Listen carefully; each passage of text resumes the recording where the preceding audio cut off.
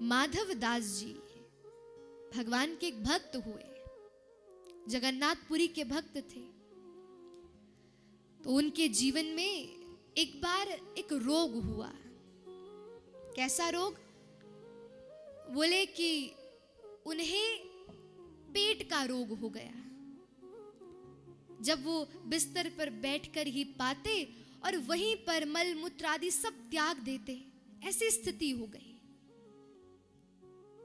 जगन्नाथ जी को जब पता चला, अनन्य भक्त थे भगवान के,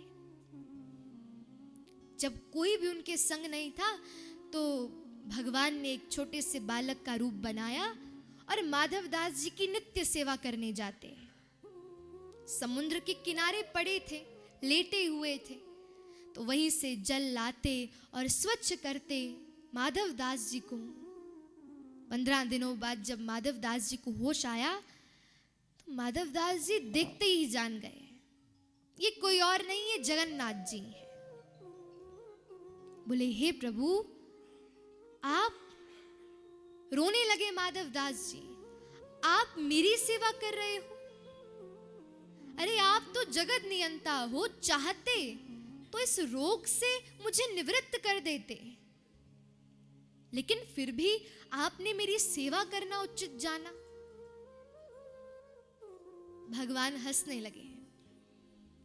बोले, माधव दास, ये पूरा विश्व यही समझता है कि मैं भगवान हूं और भगवान किसी का कर्म प्रारब्ध नष्ट कर सकता है, पर ऐसा नहीं है। तुम्हारे जीवन का पूर्व का ऐसा कर्म प्रारब्ध था कि तुम्हें 30 दिनों तक एक रोग को सहना पड़ेगा, लेकिन यदि उस रोग से आज मैं तुम्हें निवृत्त कर दूंगा, तुम्हें अगला जन्म लेकर फिर से भोगना पड़ेगा। लेकिन मैं चाहता हूं कि तुम इसी जन्म में समस्त प्रकार के अपने पूर्व कर्मों से निवृत्त हो जाओ। इसलिए तुम चिंता मत करो, मैं तुम्हारे साथ हूं। तुम अभय होकर, निर्भीक होकर बस इस आपत्ति को सहते जाओ, मैं तुम्हारे संग खड़ा हूं।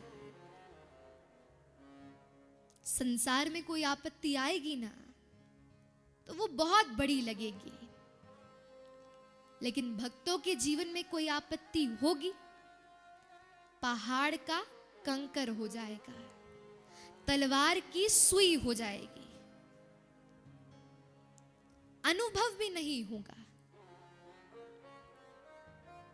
ऐसी स्थिति हो जाएगी।